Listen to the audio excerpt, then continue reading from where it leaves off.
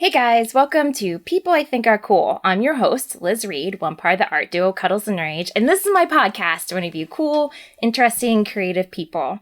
Today on the show, we have Jenny Frison. I have known Jenny for a long time now. I can say that because the pandemic has gone on for a long time and I met her during the pandemic, which has been really helpful for me and, not having so much isolation, getting to meet new people through others during the pandemic. So that was really special. And that's how I met Jenny, was through a mutual friend online. And Jenny is a funny, adorable, sweet person, but you should probably also know about what she does. You're like, oh, you're just having adorable, sweet, funny people in here? Yes, always, but not just that. Jenny is also a comic book cover artist. And that wasn't even a career when she first got started. And that is what's amazing about this interview, is Jenny goes into like how she basically created her own career path, which in a very hard industry too. Like how many people get to do that? So if you are into comics or you're also in a position where you're like, I have a dream job. I don't know what to do with it. Like, I don't know how to, get started. This is a wonderful motivational talk. I mean, it's not really like motivational. Like she's not pulling her best, like, is it Tom Robbins? This is a little horrible. Whatever. The like creepy motivational guy. She's not pulling that, but she's sharing her true and honest story about how she got started, with all her adorable, her words like awkwardness, weirdness. So did she say weirdness? I don't know. It's a cousin, but she's not weird to me. She's adorable and wonderful and great. But I think we like each other because we both have that same kind of like, am I doing this right vibe? So anyways, with that in mind, I have a wonderful movie tie-in that it's one of my favorite films that I discovered from Fantastic Fest. So if you don't know, at the end of every interview, I recommend a movie that I think goes well with the chat or the guest. So stay tuned for that at the end. But until then, enjoy this awesome chat with the wonderful Jenny Frison. So I think our relationship is really interesting because we've never met in person. We've only met in a group Zoom setting. And so I was thinking about this and I was like, this is kind of like to have a one-on-one conversation is like when you go and like hang out with your family members at Christmas time. And then you have like, 10 minutes with like your favorite cousin or with your favorite relative, because you never really get that special time because it's like all chaotic. So I'm excited we have our special time. Me too. And it'll let me get to know like all these bits about you that we haven't covered in our little Zoom chats, which is like, I don't even know how you got started into doing comic covers. And by the way, I didn't even know that could be like a full-time career either. It wasn't for a long time.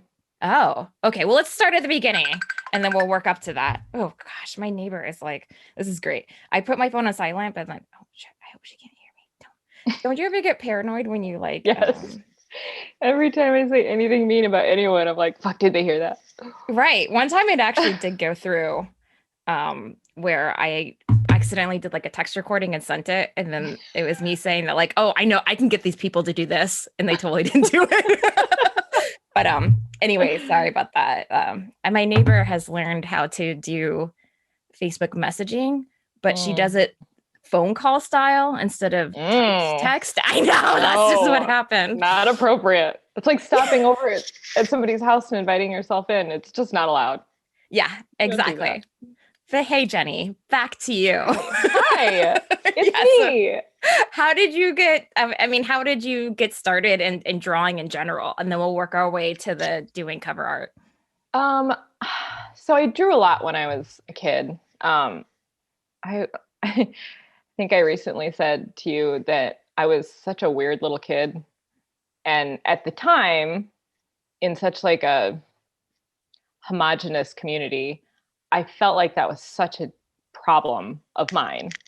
And now, I mean, as an adult, I realize I'm grateful that I was weirder and everything that came with it. But at the time, other kids I was weird and I didn't have a lot of friends. But everybody liked that I could draw. And I knew that made me special. And so I think I was always drawing when I was a kid, just because it felt like the one thing that I could do that made me likable, I guess. But I actually stopped drawing when I got to high school. I took an art class, like the way our high school was set up, there wasn't like, there were art classes, but there was just like one art class and one art teacher, and every grade took it. So I took the, art class my freshman year, and it had freshmen, sophomore, juniors, and seniors. And I was one of only, I think, 2 freshmen in the class. I didn't enjoy it. It was just a basic drawing class, but I didn't enjoy it just because I felt like I didn't fit in the class. And while I still was drawing on my own, I just didn't take any more art classes until basically I got to college. And Egg, honey. Hey, Egg. Can you know Barkins? I mean, Egg is a celebrity to me, so I feel like I just got like the sweetest cameo. Hey, honey. No. Yeah, lay down. Thank you. I feel really safe now. Thank you. She's such a good dog, but she definitely thinks barking is her job. And when we tell her not to bark, she's like, no, you don't understand. This is what I bring to the table. This is what I can offer you. So when I say no barking, she looks at me with the dirtiest look, like, you can't tell me what to do. Oh. You're not my boss. You're a good girl. Thank you. Thank you, honey. Good girl. Anyway, so freshman year, I went to Indiana University for my first semester only. And I didn't know what I wanted to major in. And I didn't take any art classes, but I did take art history class that was the history of comic book and comic strip art. And I just adored it. Like, I'd always loved comics, but I hadn't really been a comics reader. I'd just been like a comics liker. So I'd read, like Barbie comics, and I'd read Archie comics, and I always had a Mad magazine. But I hadn't really like spent time at my comic book store, and I certainly wasn't reading serialized comics. So that class kind of changed my whole perspective on what I wanted to do. And I didn't know how or in what position I would find a job, but I just knew I really wanted to work in comics. And I ended up leaving Indiana University, and I went home and went to community college. And that was when I started taking art classes again. And I don't know if it was then I just had, some residual talent, or if it was just then I was going to community college, but I was better than most of the other students. And I love how you knew that. You're like, look. Well, I was. I mean, in community college, or at least at my community college, it really felt like people were taking art classes because they had to fulfill a credit, and they had no interest in art, and it was just an easy pass. Okay. But so I really enjoyed it. And so I ended up going to Northern Illinois University because they had an illustration department. And at the time, there wasn't really like comic book schools. The Kubert School was still a school, but there weren't colleges that had like a comic or sequential art curriculum. So I went to Northern because they had illustration. I was like, illustration? That's like comics, right? So I went there, and it was a 4-year university. I actually think, well, I wasn't there for 4 years, but it took me 5 years to get an art degree, which is maybe not the best use of money. Well, you're in the industry, so you're good. It worked. It totally worked. It was totally worth it. But so I graduated from there with a BFA and a specialization in illustration. And then I went home to Peoria and just sort of floundered. Like, I didn't know what I wanted to do. Again, they didn't really have like a comic book specialization, so I didn't even know how to start there. But illustration is a pretty broad term. I feel like it's even more broad than graphic design, because it's like you have specialties within illustration, and you can't just always find a job in illustration, especially because, outside of comics, it's a lot more photography than it was when in the heyday of American illustration. So I just sort of floundered in Peoria and couldn't figure out where to look for work. But because I was reading comics and there was always an ad for the Kubert School, I applied for the Kubert School, and I went out, and the Kubert School is a comic book trade school. It's not a college. It's specifically a vocational school. And they have comics, and then they have animation, and they're in Dover, New Jersey. So I went out to Dover, New Jersey, and I interviewed for the Kubert School, and I got in. And so I moved to New Jersey, even though I had already gone to college for 5 years. And I went to trade school. And the Kubert School is a 3-year program, and I only went for 2 years. But so after I left, after my second year, I went back home to my parents' house, and still in the exact same position, tried to figure out how you get a job. But at least this time I was certain I wanted to work in comics. So I was filling out postcards and sending them in the mail. Yes, the traditional way.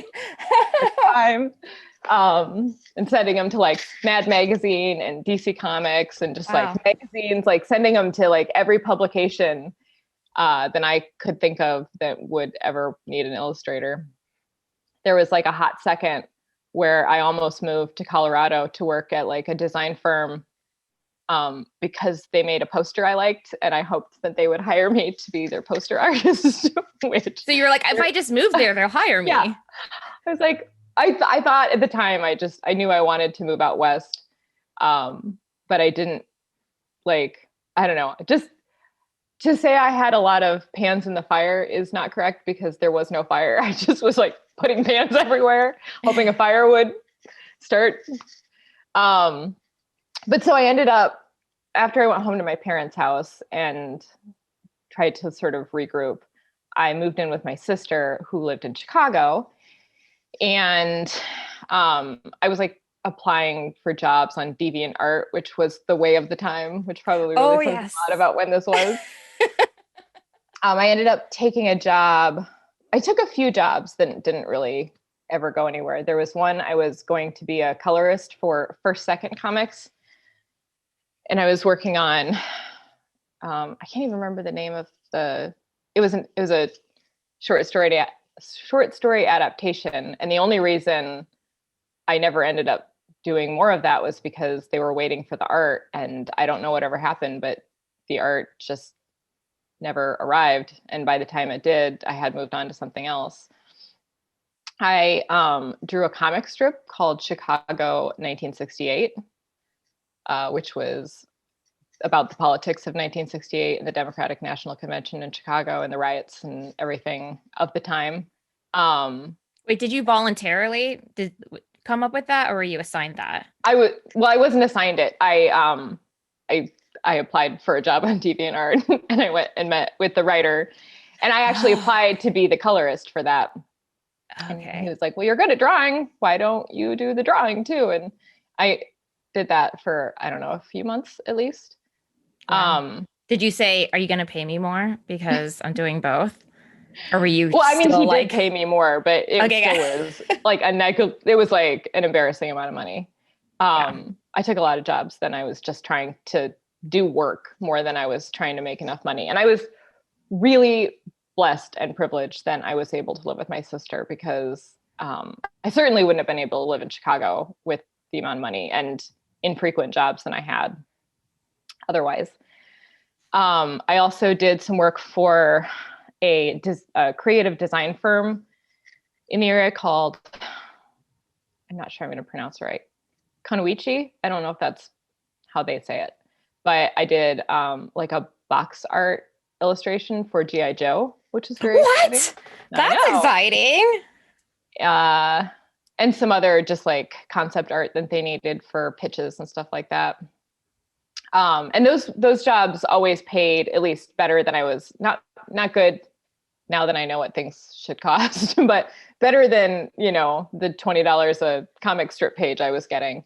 But they were always jobs that came like at 10 o'clock at night. And they're like, can you work something up for us by 8 a.m.? And then I just work all night.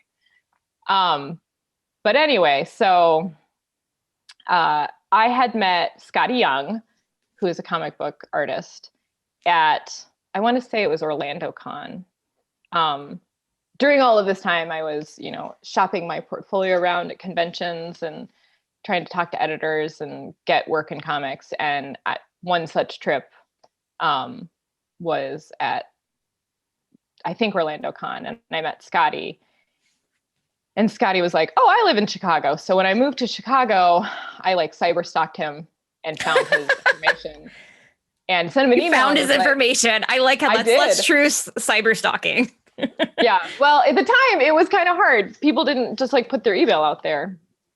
This was a long time ago. I feel like iPhones were brand new. No, but you said you were like, what, you were still at Indiana in 2005? Like, when did you graduate? So I feel like this was like maybe 2007 or 8.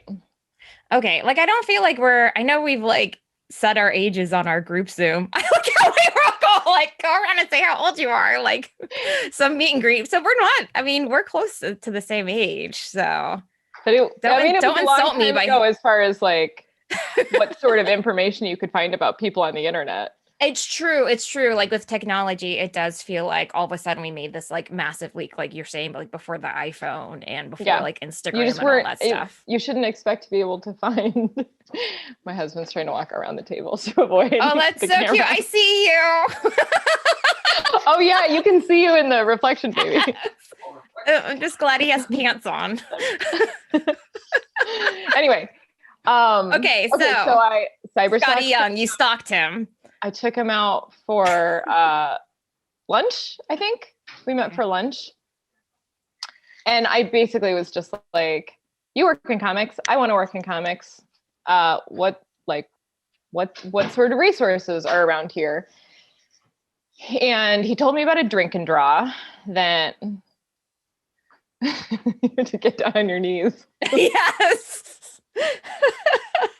He told me about a drink and draw that met of like comic creatives, some professionals, some not, every week in Chicago. So I went to that all by myself without knowing anybody. Wow, that actually is a really big deal. I feel like not a lot of people are that confident. Not my personality. Like at the time, I was going through a lot of transitions. I had broken up with a boyfriend that I thought I would marry to go out to the Kubert School, and was like trying to be really brave with, this is my life and I want to make the most of it. But now that I've settled into what my life is, I'm like, I can't believe that is like my worst nightmare, is just going into a room full of people who know each other and being like, I would also like to be your friend, please. Yes, it never gets less awkward no matter how old you get. Oh, terrible.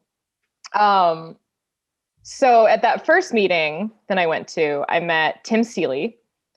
And that is the story of how I got my very first job in comics. Tim Seeley, it was a drink and draw. So we just sketched. I think one person came up with the concept and everybody drew it, and then we just drink. And that was the whole thing. Wait, did you know your husband by now? Who's his brother? No, that's Tim's brother. No. Right. Okay. Yeah, yeah. Tim gave me my first job. I had to marry his brother. That was the payment for the first job. He was like, "Look, if I'm gonna help you out, you're gonna need some. I scratch your back, you scratch my brother's back." No, obviously not.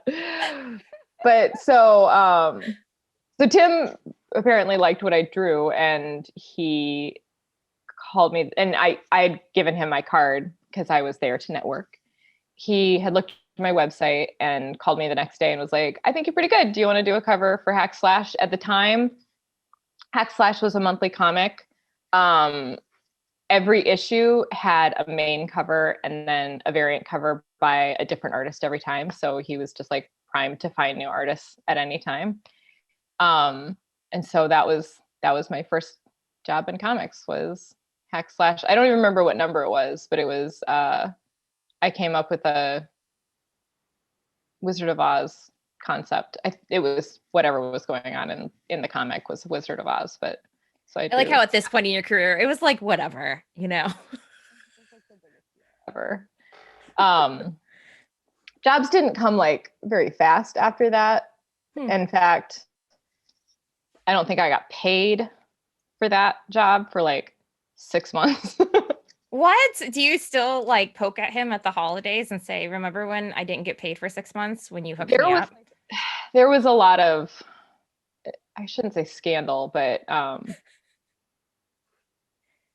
Hackslash left Devil's Due, which was a Chicago company, because of that reason, because Okay.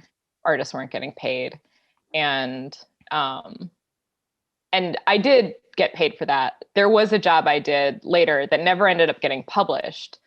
That I did, like, I was doing the interiors for like sequential pages for a Hackslash special. It ended up getting canceled, but I'd already done like 12 pages and I never got paid for any of it. Wow. In the meantime, I was still going to conventions, dropping off like sample packs, like entire envelopes that I had printed with my art on them, with like contact information and like printouts of my work and stuff, dropping off those at different publishers. Well, when you say conventions, did you, I'm just curious because I think people need to hear this. Like, did you travel just locally in the Chicago area or did you go like No, other I went to states? Chicago at the time, had one of the biggest conventions. They do again now, but it's not the same convention. But at the time, Wizard World Chicago was still one of the biggest. It was kind of not long after that, then it just sort of stopped being relevant, I guess. But I went to San Diego Comic-Con and then came back to Chicago. And I want to say it was one of the San Diego Comic-Con visits while I was still in the Kubert School.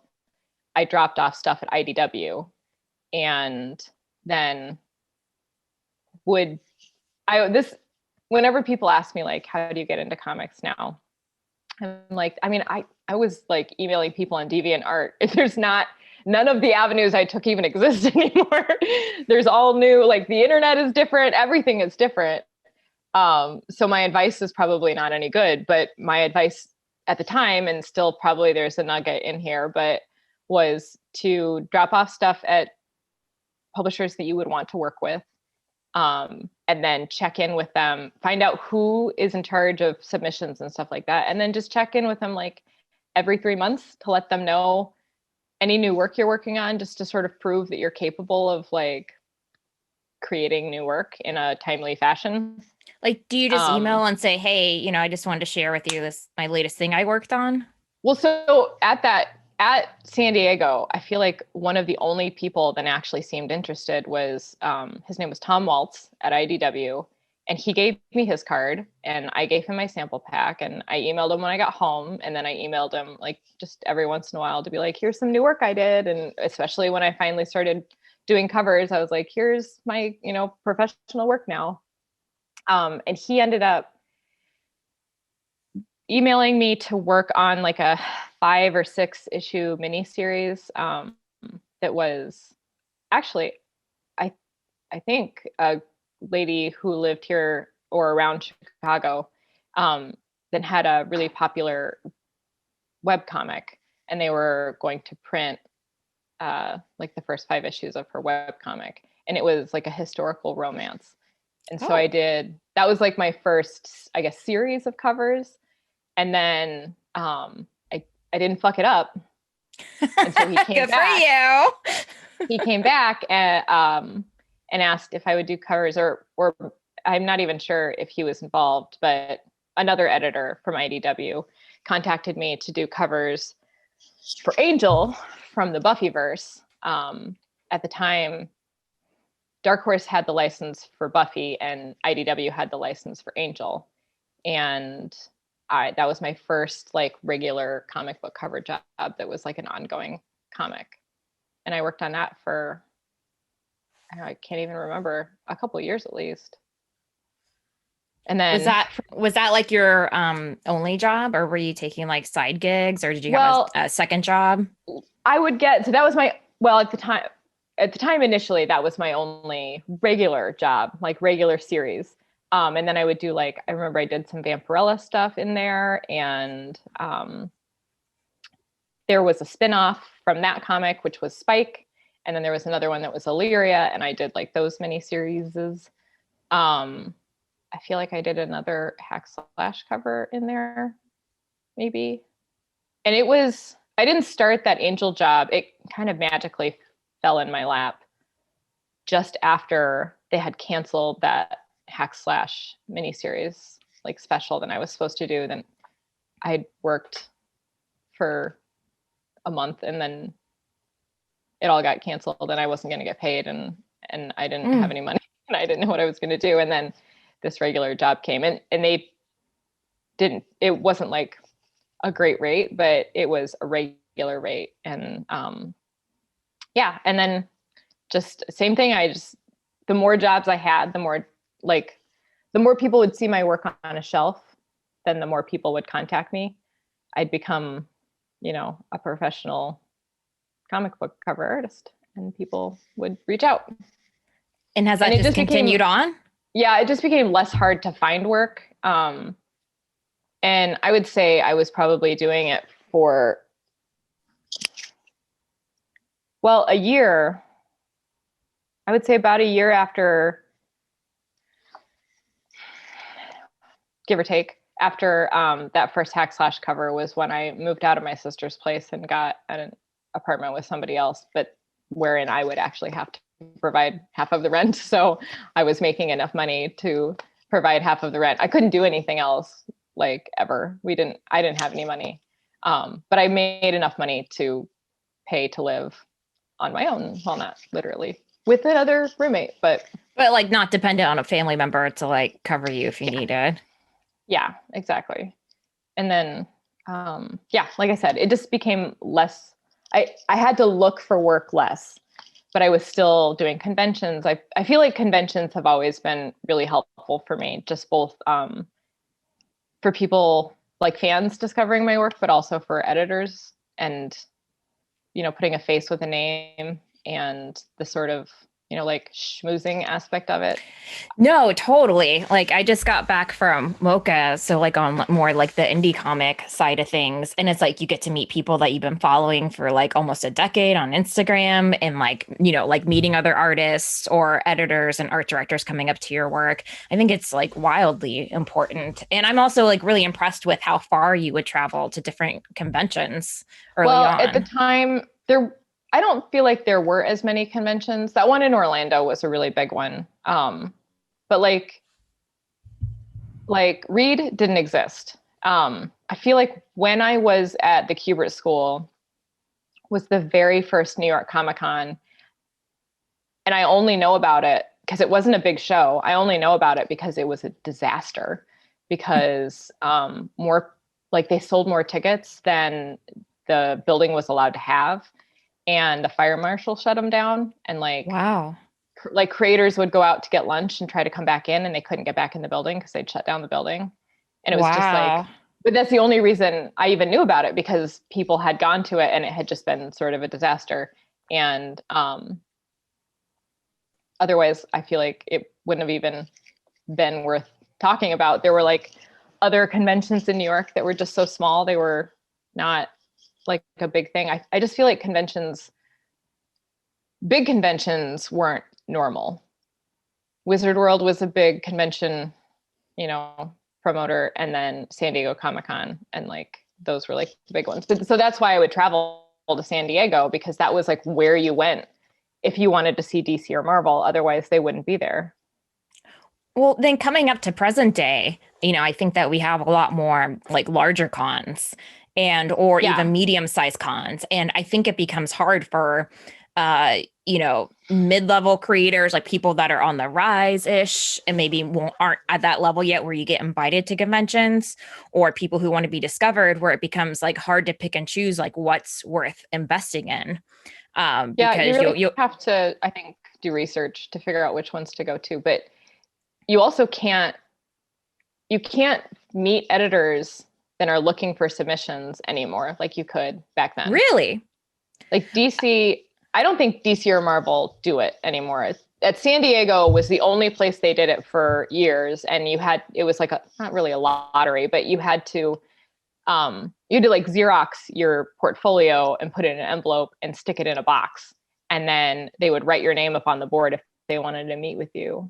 Oh my gosh! So and you like this is like high school casting list in a way. Yes, exactly. Wow. And in IDW way back then, I just walked up to the table and was like, is anyone doing portfolio reviews? And Tom Waltz was like, I'll do it. And so sometimes they still have that, but I don't think most big publishers have the time for that at a show anymore. And I don't know, I mean, like a lot of different publishers have their submission guidelines on their websites. So there's that. But I don't know how many publishers you can actually like make face with anymore. How would you recommend somebody going about that then? Right? It's kind of like, I don't know. I don't know. I get hired all the time. I don't know. Ask somebody who just got hired. I don't mean that as like you being rude, but like that's kind of your case.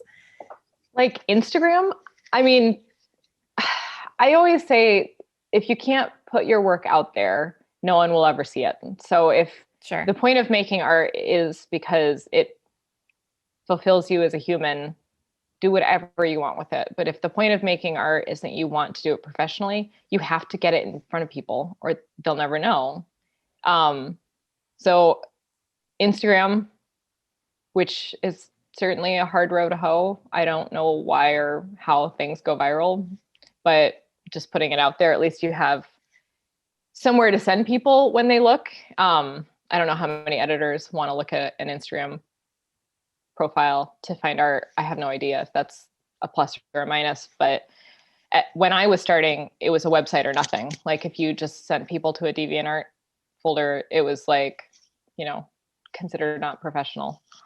Yeah, I mean, I would say Instagram can get you other jobs. Like I've gotten jobs with Netflix and stuff because of things growing popular on Instagram. Yeah, exactly. And then, I mean, even if you can't meet editors, which you might be able to, I'm not saying you can't, but even if you can't at conventions the way you used to be able to, I got my first job meeting a writer. So walk around, Artist Alley and talk to whoever you can. Also, you just want to, get to know other professionals so that you get to be part of that community. Well, right. I mean, I think the running theme here, even if like technology changed, is that like you networked the whole way and you like genuinely networked. Like you talked to people that you actually got along with, it sounds like. Again, I feel like I have to sort of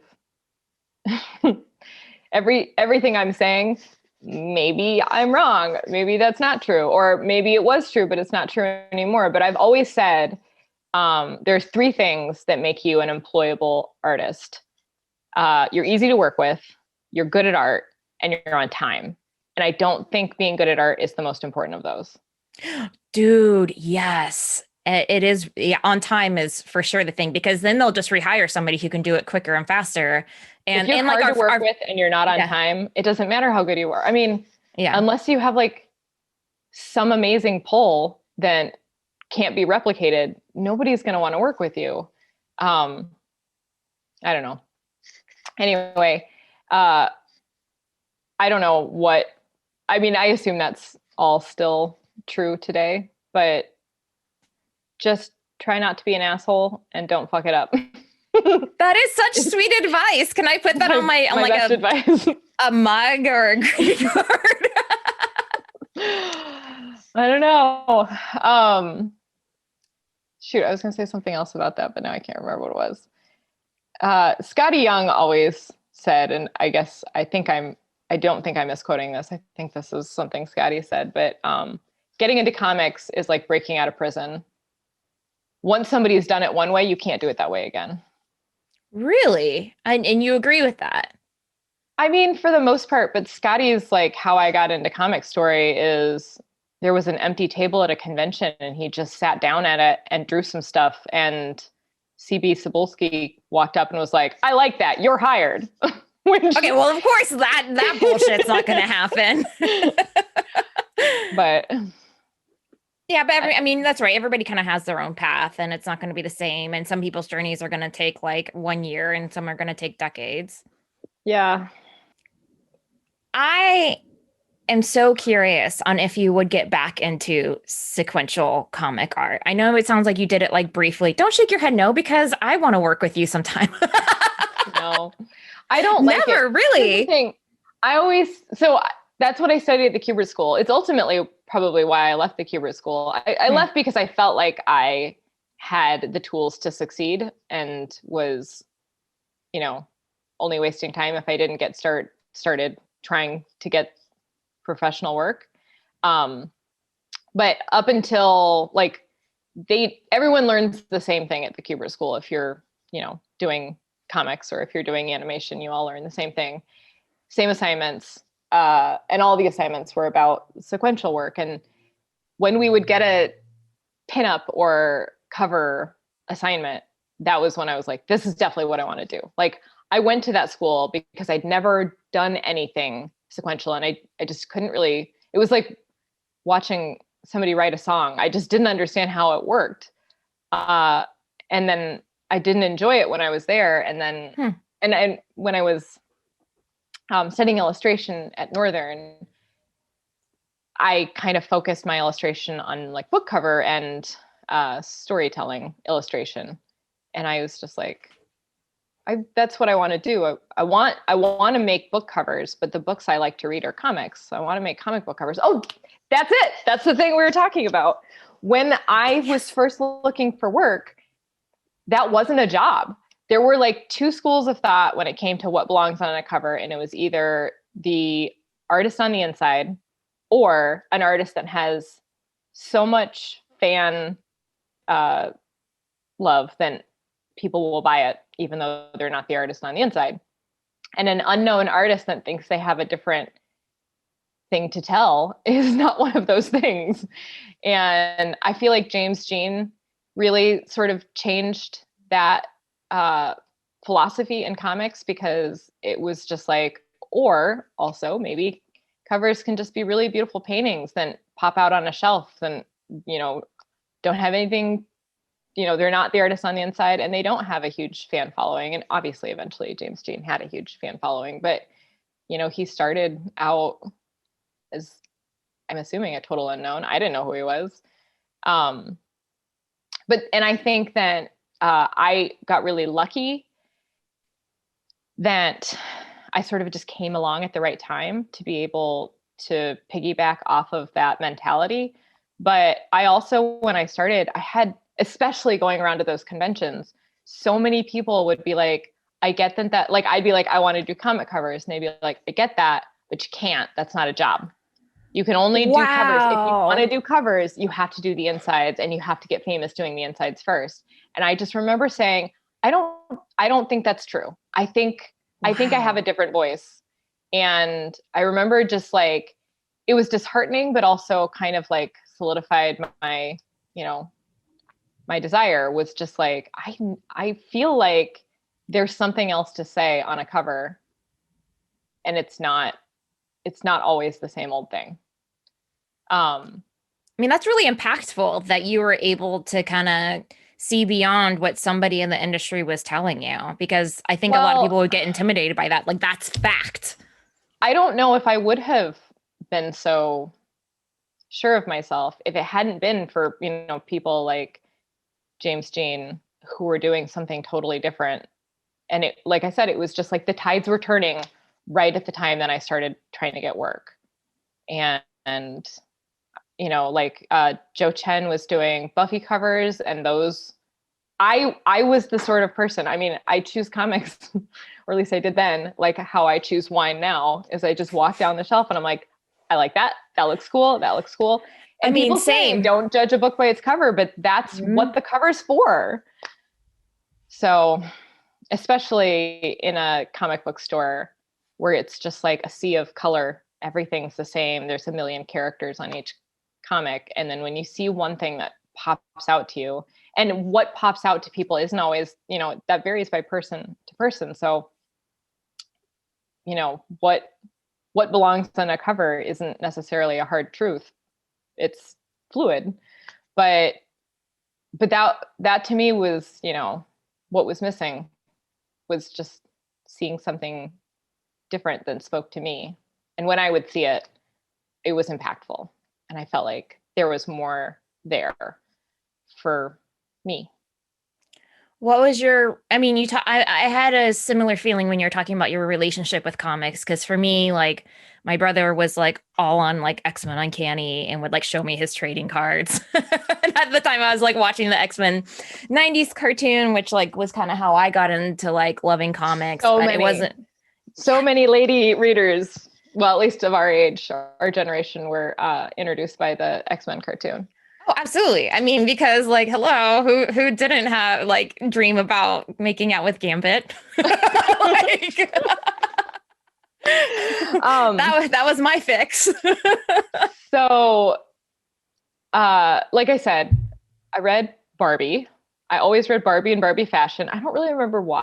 I loved Barbies as a kid, but my mom must have bought that for me, and she bought Archie, like, like the comics that you could buy at the checkout at the grocery store. That's what we had. Mm-hmm. But I always had Mad Magazine. And I always tell this story about like when I realized what I wanted to do with my life. We always went and got a Mad Magazine or a Cracked magazine, depending on what was the best looking one, at the airport before we'd go on a trip. And when I was a sophomore in high school, we went on a trip. And we were at the airport, and my mom gave me $20 and said, go buy yourself something at the newsstand. And I went to buy a Mad magazine, and they had a spinner rack, and it had Adam Hughes's first Wonder Woman cover. And I just remember I came back holding it, and I was just like, I want to do this. This is the job I want. I'd never seen anything like it before. He used like these beautiful pastels, and Wonder Woman looks so regal and strong. And I just remember looking at that and being like, I'm gonna do that. And then I started collecting Wonder Woman after that, because Adam Hughes did the covers for a long time, but then I went back and looked, and I saw like Brian Boland's covers and even George Perez from like Post Crisis. Like I started collecting everything of that version of Wonder Woman. And I was obsessed. Well, that kind of brings me to like another point, and I know we might need to wrap it up here in a bit, but I have a couple more questions. So let's keep going. I got nowhere to go. They're all my plans for this afternoon. I mean, I felt like as a young girl, there weren't a lot of people interested in the same kind of thing. For me, like my hot crushes were Gambit and Quentin Tarantino. It wasn't like Devon Sawa or whatever. I really like Jeff Goldblum, which was a weird choice. Oh, that's pretty good. I mean, he's very talented. I was really into Jeff Goldblum. Yeah, and we're within his age range of like what he ended up marrying. But yeah. So did you have a hard time? I mean, I know you said you were like weird, awkward girl and didn't have that many friends, but I mean, did you, even when you grew up, like, did you have a harder time finding women that were kind of interested in that same thing, like comics or whatever? Because without conventions or the internet and stuff, it was really hard to find somebody. It was almost like getting lucky finding a 4-leaf clover to have another female that was like interested in that. Well, so when I was a kid, like I said, I wasn't like reading comics. So my experience is that there was not a comic community, certainly not where I went to school. There was a comic book store in Peoria where I grew up. And surely there was a community there, but if it existed, I didn't know it. And I didn't feel welcome at the store. Not that that's necessarily their fault. I honestly don't know. It just wasn't a familiar thing. My parents didn't take me there. I didn't know about it. I loved Superman. I loved Wonder Woman, conceptually, even before I understood how comics worked. But even like freshman year in college, when I took that art history class, which piggybacking off your question about like what books I read, what we read in that class and changed my whole perspective. We read Sandman, we read Mouse, we read Watchmen.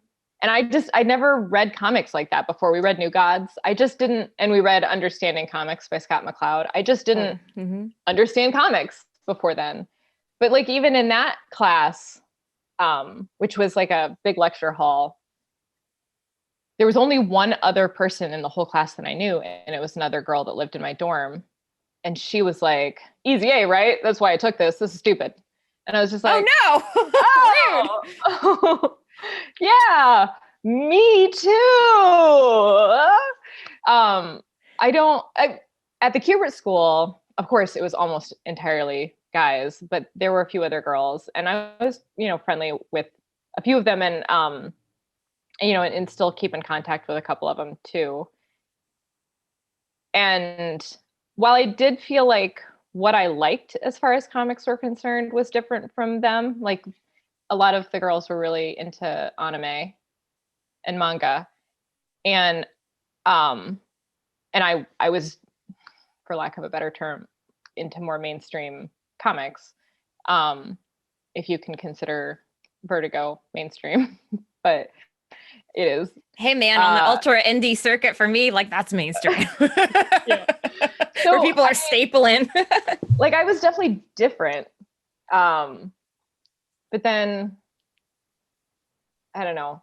I also remember the attitude at the Kubert School was so different than what I expected. I thought it would be, just like a bunch of people who really like the same thing, but it was like weirdly competitive and a lot of egos and a lot of like incel feels, being one of the only ladies there.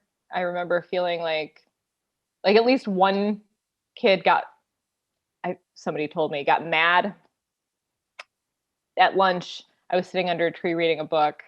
This is a stupid story, and he sat down and said, "Do you mind if I sit here?" And I said, "Feel free. I'm reading a book. I might not be very good at conversation." And he sat there for like 5 minutes, and then he got up and said, "If you're not going to talk, I'm going to leave." And I was like, okay. And then somebody told me later that he came and sat down at lunch and was like, "That Jenny's a bitch. She wouldn't talk to me. She thinks you she's told so hot." him up. You told him up front. But even if I hadn't, I shouldn't have had to. Like I was doing the thing. It was, I don't know. I guess it was a lot of that. That doesn't really answer your question about finding other women that liked the thing I liked, but I did feel like the other women that were there, it was kind of like a safe haven, even though we didn't have a lot in common as far as our reading preferences. But I was like 26 when I went there. So there, some of them were 18. There weren't a lot of people my own age. And then moving to Chicago, I joined Drink and Draw. I was the only girl there. A lot of the guys' girlfriends were really nice and would include me. They used to do like dinners once a month, or on convention days, they'd like go out to brunch. Of course, I couldn't do those because I was at the convention, but they called it like Comic Book Wives Club or something, and they'd invite me. Oh, that's kind of cringy to me. Like they called it something else. I think they called it the Comic Book Widows Club. All right, well, that's better. But I mean, they were always really nice to invite me, and we had tons in common and stuff like that. But comics wasn't necessarily one of them. But I also feel like as I've gotten older, it doesn't. So much of everyone I know, because I have no life outside of my job, so much of everyone I know is involved in comics in some way. It's almost really a relief to meet a normal person who has like normal interests, or it's the most exciting thing ever to meet a normal person who you find out likes comics that is not involved in your community. And you're just like, oh my God, we have so much in common now. Like, yes, as an adult, we hold on to that one thing. I know. We went, Steve and I lived in an apartment one time. This is a long story, so I'll just cut to, there was another couple that lived in the apartment, and I was talking to the two of them on the train one time. And I think I just casually mentioned then I worked in comics. And at the time, I think I was still working on Angel. And he was just like, oh my God, are you serious? Are you serious? I love the Buffy comic. And I was like, oh yeah, that's almost like me. And then he was like, we go to the conventions all the time. Do you go to conventions? I was like, yes. And so now we see them. Obviously, we don't live by each other anymore, but we see them at every convention. They come and say hi, and we try to get dinner with them. We have this one thing that we have in common, and also they're just really kind, wonderful people. But I just remember thinking like how exciting it was to meet a comics community person out in the wild. Yes. Who seemed totally normal and was not already involved in my community in some way. But I see that as very exciting too, especially living in suburbia, like adjacent to like two really cool cities. I always dream of finding somebody who's wearing like an Alamo Draft House something walking in the neighborhood, so I can be like, we like something similar. I know. Like, whenever we're walking the dog and I see like a guy in a Batman shirt, I'm always like, do you think he really likes Batman, or do you think he likes Batman movies? Do you think he knows who I am? Should I introduce myself? He's just like, yeah, I don't think he cares about comics at all. wow. Oh, that is true. Like in today's world, like you really don't know, because so much of it is just like legit pop culture, not the specific storytelling. Exactly. We're friendly with some neighbors that live a couple blocks away, and after running into them walking dogs a lot, they invited us over to their house, and we were there, and the husband was like, so what do you do? And I was like, well, I work in comics. And he's like, I knew it. And I was like, oh, are you a comics fan? And he's like, no, but you have Pac-Man on your dog's leash, so I knew you were involved in that. And I was like, Pac-Man is not. But that's like offensive. He was like, you like pop culture, so I knew you had to do this thing somewhere in there. And I was just like, huh. Wow, I would not have put that together. He was not wrong. True. Was not wrong. But that was how far removed they are from anything like nerdy or pop culture. I mean, we literally have like nothing in common with these people. They're really nice and we love seeing them. But I was just like, that's how far removed you are from this whole community, that you think I probably work in comics because I have Pac-Man. Right. Yeah. I think that's odd. I would say maybe video games would have been closer to the leap, but still, you could just like it. Okay. Last question.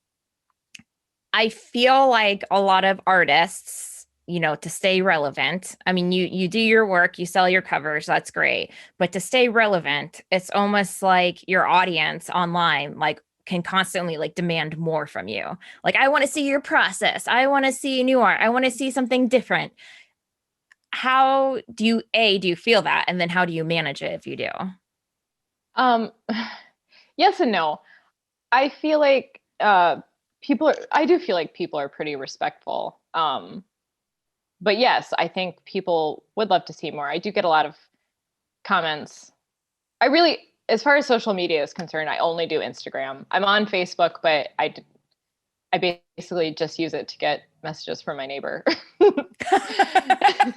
like, as we were just talking about at the start. Yeah. Or like see pictures of my friends from high school's kids. That's pretty much it. Like, I don't use it as social media at all. And then I'm not on Twitter. So all there is Instagram. I don't ever check the messages. So the only messages I see are the ones from people I'm already following. So people aren't really able to contact me. Sometimes people will leave messages like comments, and I'll see those. Sometimes they'll ask to see process stuff. I mostly just don't respond to stuff when I don't know what the answer is. As far as like, and I don't think that's the appropriate way to handle that. Is that like that? If that guy that sat next to the tree next to you was listening to that, he'd be like, I knew it, Jenny, that cold bitch. She's a bitch. She's a frigid bitch. She thinks she's too good for us.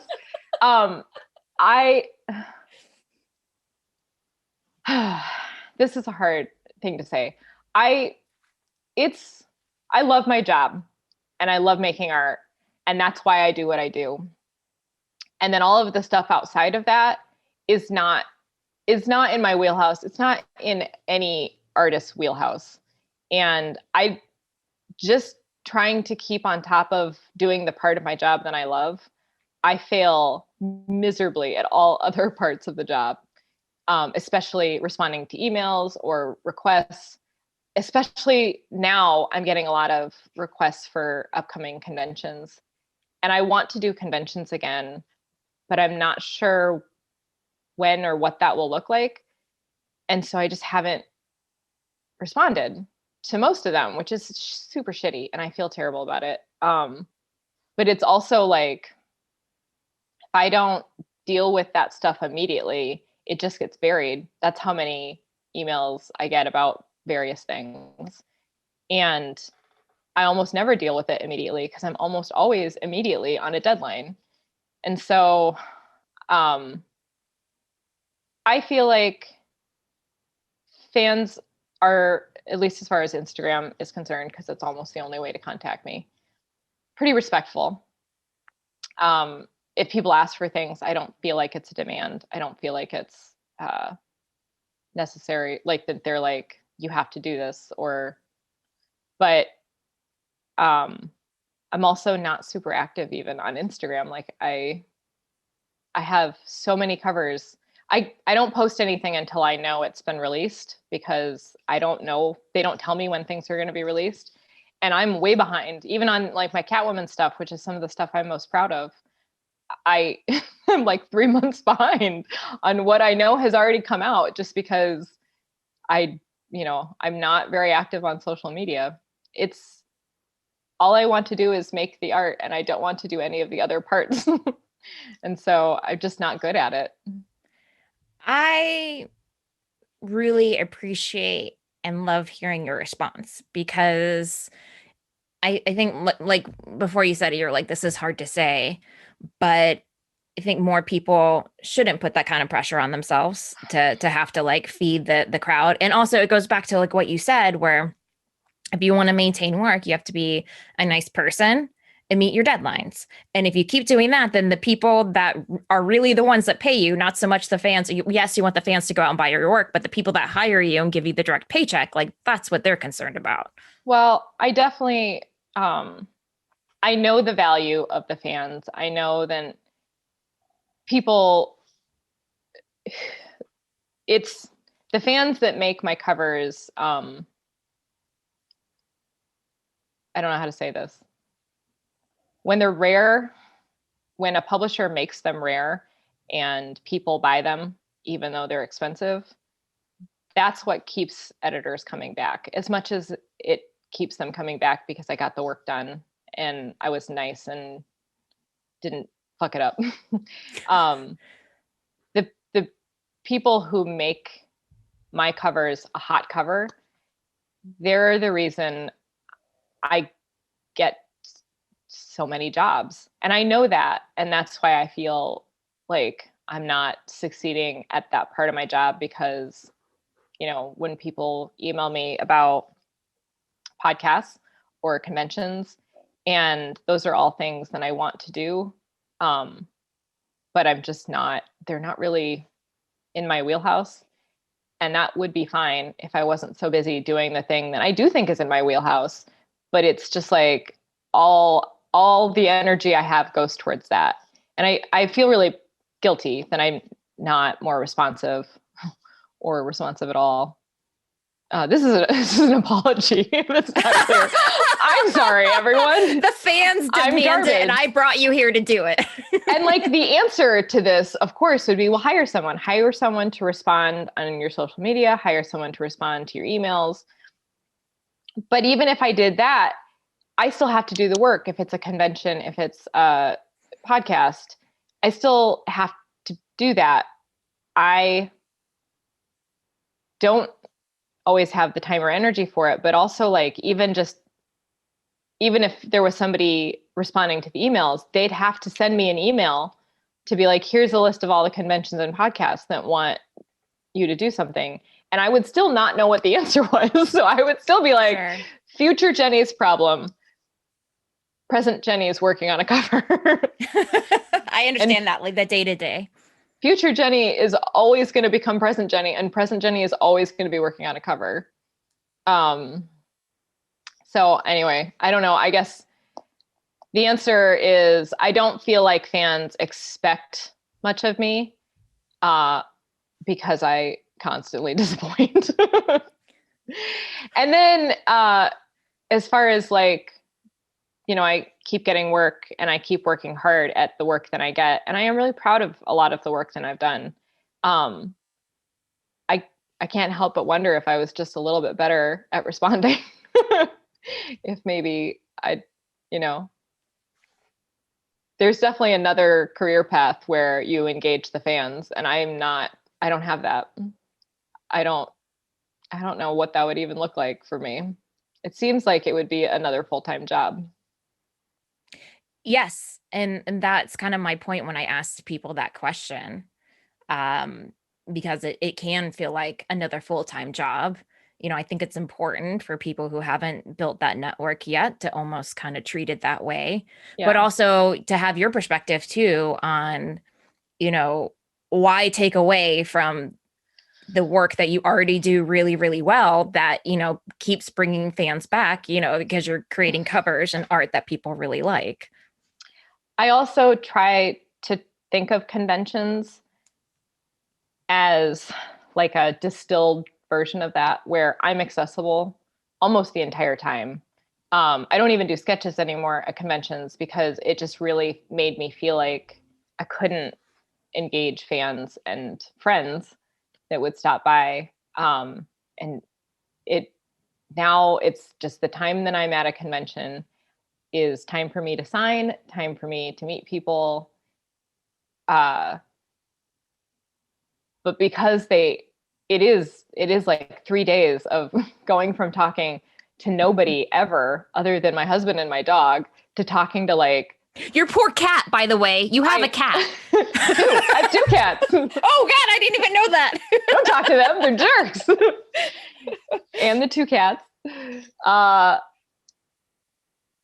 So it's like 3 days of talking to 1 to 300,000 people. And it is so overwhelming. And I love it. It is exhausting, but it is one of the best parts of the job. But because of that, I don't do that many because it's so overwhelming. It is a weekend. I think I've heard a lot of people try to explain this. It is a weekend where I would normally be working. I would normally be getting work done because I'm always working. Even every weekend, you're always working. Pretty much. I mean, Steve and I try to have more fun on the weekends, but I almost always work every day in some way. But it's 3 days, then I can't do the job that makes me money to go to a place that, like I am doing something that is exhausting in an entirely different way. And then on Monday, I come back and I have to go back to work. There's not like time to take off because I'm so tired from shifting gears and using my voice. Then I think isn't one of my talents. So it's just like conventions are so exhausting, even though they are one of the greatest parts of my job, and they fulfill me in a different way. They are exhausting, and so I don't even do that many generally in a year because it's so much. I mean, they are exhausting. And you were just at one. Yeah, I was just at one, and then I was painting like figures during a ladies' meeting. Oh, I know. Trying to get ready because you can't do it when you're there. That's the other thing. There's so much work to get done before you go to a convention. Yeah. Inventory and all of this stuff. Nothing here is organized in a way that makes it easy to do. And when I'm done with a convention, I put it all away exactly as it came home without categorizing everything and seeing what I have. And so that means it's just that much more work the next time I have to do it. Yep. Or I leave the bag on the floor for like a month. The only reason I don't always leave my convention stuff in our living room is because the cats, they're like, I've never done this before. Right. They want to wrinkle everything. Let's sit on this. This feels comfy. So, okay, to wrap things up, I have to recommend your Instagram, which obviously you said that's the only place you are. And I want you to say your handle. But I want to, before you say it, I want to recommend it, not for your art, but for the breakfast that Steve makes and for Egg eating the breakfast. That is my favorite part of the week. When I say I'm not very good at social media, it's because like I try to take really good pictures of my covers. And a lot of times that means I have to go down into my studio and open up a cover that while I'm, working on another cover. And it's just like, I never have those pictures at the ready, but Steve makes breakfast every Saturday and he makes a big deal about it. And it's always really elaborate. And then we always feed Egg some scraps and she jumps up and gets them. And it's the best. It's adorable. And so sometimes I feel like all my feed is just things Steve made for breakfast and pictures of Egg being hilarious. I'm there for that. So what is your Instagram handle? It's Jenny Frison Art. Okay, so that's how you say. I should have like asked you at the beginning. Yeah, because you know what? Like I've known you for a while now, and like I'm like to this day, I was like, I don't know how to say your last name. We say it Frison. I've met. You would think it's not that common of a last name, but I've met other people even in my small town, like growing up working at the mall. Somebody came up with their credit card, and I was like, "Wait, what?" And they were like, "Yes, I'm, Allison Frison," and I was like, "What? No, you're not. It's not you. Your name is Frison. It's pronounced Frison." And they're like, weird. "God, no." Oh, my maiden name is Dustin, and I've only met one other Dustin before, and I was like shocked. It would be common, but I've never met a Dustin before. There are a lot of Dunstons, and you get that a lot, and that's annoying as hell when people are like, "So you Dunston checks in?" Like Jimmy, my husband, like bought me that DVD as a joke, and I was like, "Fuck you." But yeah, I met another Dustin, and like the only thing I could ask her is we have this like relative, like Hannah Dustin, who this is a terrible story, but like all my family members, I'll say it and then I'll tell you a little mini story. Hannah Dustin, like basically she was, I'm going to get this wrong, but she was this woman who was like, I guess, kidnapped by Native Americans, and they like brutally like killed her nanny and her baby. And this is, okay, I guess trigger warning. Like supposedly like the way that they killed her baby was like banging the baby against a tree. It was like really horrific and terrifying. Oh my God. And then this like 100 years ago? Yes, plus probably. Okay. And then the story I don't know why I was like, okay, that makes sense then. That's how you killed babies back then. I know, right? And the stories of the Dustins that like Hannah Dustin then came back and like scalped all the Native Americans, and now they have a statue of her in Massachusetts. And all I know, right? And like all the Dustins are like, we have liquor bottles of her and like postcards or whatever. And you're like, oh, I mean, like there's more to the story, right? There's more to the story that we're not talking about here. I don't know. This is maybe one we should just hide and bury. But then when I had a family reunion in Colorado, my aunt was like, I have a great idea, guys. Like, let's have all the grandchildren reenact Hannah Dustin. She wanted you to fake scalp somebody? Like the kids all reenacted it. This is like the Addams Family too. Almost like where they reenact Thanksgiving. And then so they all reenacted. Like Jimmy and I were very comfortable. I took video because when you feel uncomfortable, you want to document it, right? Yeah, right. Of course. You want to look later and be like, was this as horrible as I thought it was? Right. Yep. Right. And then at the end of it, you could buy the kids art. I guess they made art, and you could like use fake cash to buy art. And so like my niece made this like horrific bloody scene. And I kept it because I'm like, I want you to know when you're older, like this horrific, horrible thing. But anyway, so when you need another Dustin, you just say, have you been told about Hannah Dustin? And then they're like, yes, my sister's name is Hannah, is what the person said. And you're like, oh, do you really want to be named after that? Like, yeah. So anyway, that's kind of a downer. I'm sorry. Nope. I mean, yeah, that's awful. I'm trying to think of a way to say that's not awful, but it seems really, it's terrible in all directions. Super awful. Violence isn't the answer. That's Mm-hmm. so the Frisons like don't have any stories like that. No,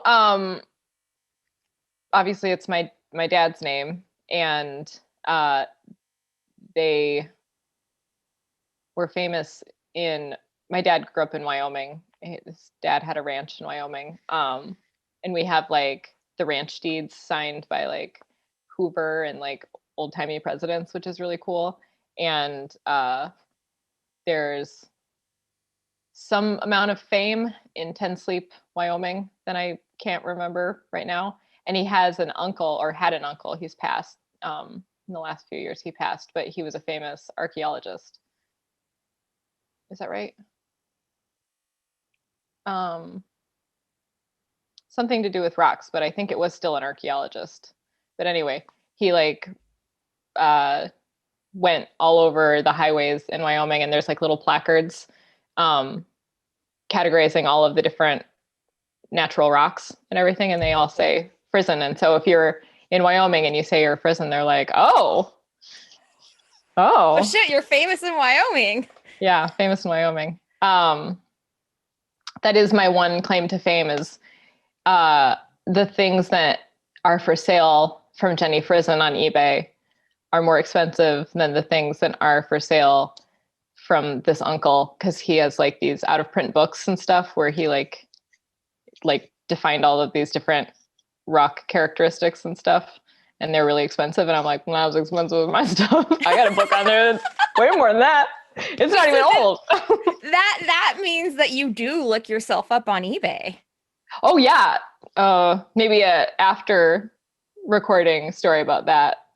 But yeah, I always check eBay to see what of my stuff people are selling, or sometimes to see what comic books are worth, to see if I want to sell some comics on eBay. Dang. I mean, oh, totally true. We do that with our Blu-ray collection. So sold that Brown Buddy, that exclusive signed by the director. When you're like, he's not a good guy. We should sell that one. Let's get rid of this. Yeah. This isn't something we need to keep around our house. Right. Some bad juju around this. Well, I'm gonna call it because I want to hear this story. So Okay.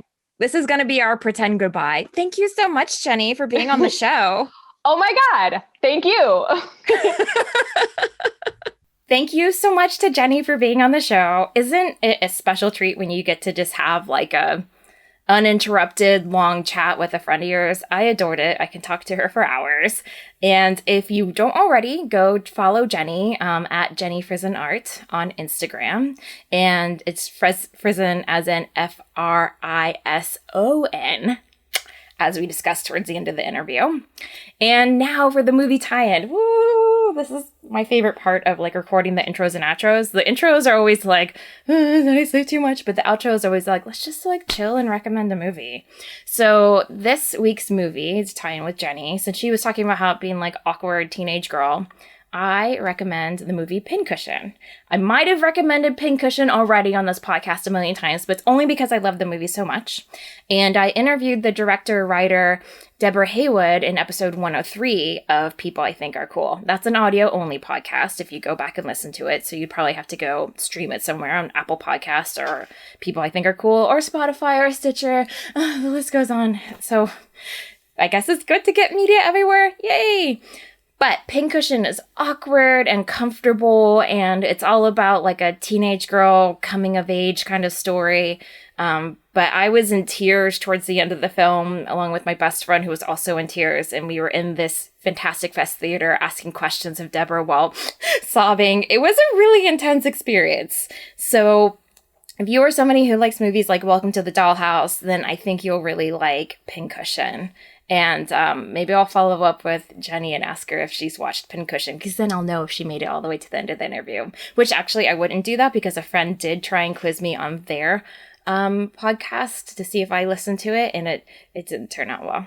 So never do that to your friends. It's not nice. Until next time, stay cool, keep creating, and I will see you whenever I post a podcast next. You know what? No pressure, guys. No pressure on, doing whatever. Let's just, no, this is horrible advice. You know what? I should really be posting more. So until then, Yay! Bye! I'm not even gonna try and be cool. Bye.